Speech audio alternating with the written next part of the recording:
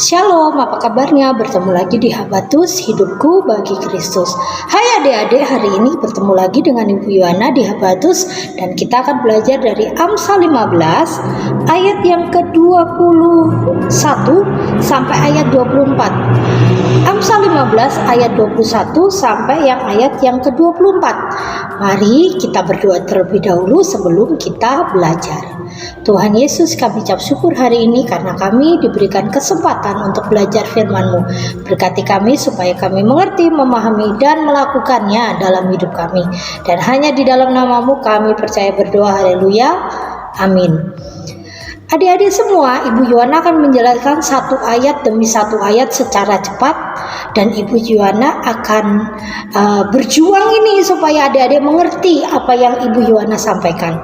Ayat yang ke-21, kebodohan adalah kesukaan bagi yang tidak berakal budi, tetapi orang pandai berjalan lurus. Kebodohan, hal bodoh apa yang adik-adik sering lakukan? Misalnya, adik-adik merasa bahwa hidup adik-adik itu nggak mau lagi dinasehatin.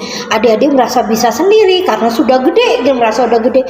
Jangan diatur-atur lagi. Ayo makan, ayo cuci tangannya, ayo nempatin sepatunya di rak sepatu, kos kakinya jangan dilempar-lempar. Terkadang males gitu loh, mama terlalu cerewet, papa terlalu ngatur-ngatur gitu kan. Ibu guru selalu memberikan hal-hal yang membuat males, PR-nya banyak. Tetapi ingat, apa yang dilakukan mama, papa, bahkan guru adalah hal-hal yang membawa adik-adik untuk ke arah kebaikan. Kalau adik-adik nggak dididik, kira-kira adik-adik mengerti nggak? Mengerti misalnya pengetahuan yang harus dasar tentang berterima kasih, maaf, permisi, itu 3 kata yang harus menjadi gaya hidup adik-adik semua. Kenapa? Karena hidup kita itu pasti akan melakukan salah. Kalau salah berarti harus minta maaf. Kalau kita jalan melewati orang lain harus permisi, ya kan? Begitu juga dengan kehidupan adik-adik sedari kecil sampai besar, membuat adik-adik akhirnya pandai menyesuaikan diri, pandai menempatkan diri. Karena kalau adik-adik tidak belajar, adik-adik akan bodoh. Alkitab mengatakan kesukaan bagi yang tidak berakal budi. Hanya orang bodoh yang tidak suka diajar, hanya orang bodoh yang tidak suka aturan, hanya orang bodoh yang tidak suka diatur-atur. Nah, kalau tidak suka diatur-atur, sukanya hal-hal yang sesukanya sendiri, akhirnya berjalan dalam kebodohan, berjalan dari sesukanya sendiri dan tidak teratur dalam hidupnya. Ayat yang ke-22, akibatnya adalah rancangannya gagal kalau tidak ada pertimbangan, tetapi terlaksanalah kalau penasihatnya banyak. Kalau engkau bodoh, kalau engkau tidak mau mendengar orang lain, tidak mau mendengar nasihat orang lain, arahan orang lain, berarti adik-adik akan merancangkan segala sesuatu, pasti tidak akan berhasil. Contohnya gini, kalau buat kue itu harus dikasih pengembang. Males kasih pengembang, harus nunggu dulu 30 menit biar ngembang. Nggak mau misalnya buat donat. Nggak mau biarin aja gini. Kira-kira jadi nggak donatnya bagus? Tentu tidak. Kenapa tidak jadi? Karena tidak menuruti nasihat. Mengapa nasihat itu penting? Karena kadang-kadang kita merasa bahwa kita belum berpengalaman. Contohnya begini, Ibu Yuana itu pekerjaannya adalah merangkai bunga, buat buket, buat hadiah-hadiah. Dulu Ibu Yuana merasa bahwa belajar dari YouTube itu bisa. Ternyata waktu Ibu Yuana itu gagal terus, buat buket gagal terus. Akhirnya Ibu Yuana mulai belajar dari orang lain. Orang itu menasihati Bu Yuana, oh ya kalau buatnya begini, bentuknya harus begini, tolong ikatnya seperti ini, ngerangkainya begini. Waktu Ibu Yuana mengikutinya, ternyata rangkaian bunganya Ibu Yuana jadi bagus, jadi rancangannya jadi bagus, jualannya Ibu Yuana jadi lancar. Adik-adik juga begitu. Kalau adik-adik mengerjakan sesuatu untuk masa depan, misalnya yang pengen masuk SMP yang terbaik, masuk SD yang terbaik, atau ikut lomba, harus mendengarkan nasihat supaya rancangan adik-adik itu berhasil. Karena hanya orang bodoh yang tidak suka dinasihati. Lanjutnya apa? Kebodohan itu Akibatnya apa?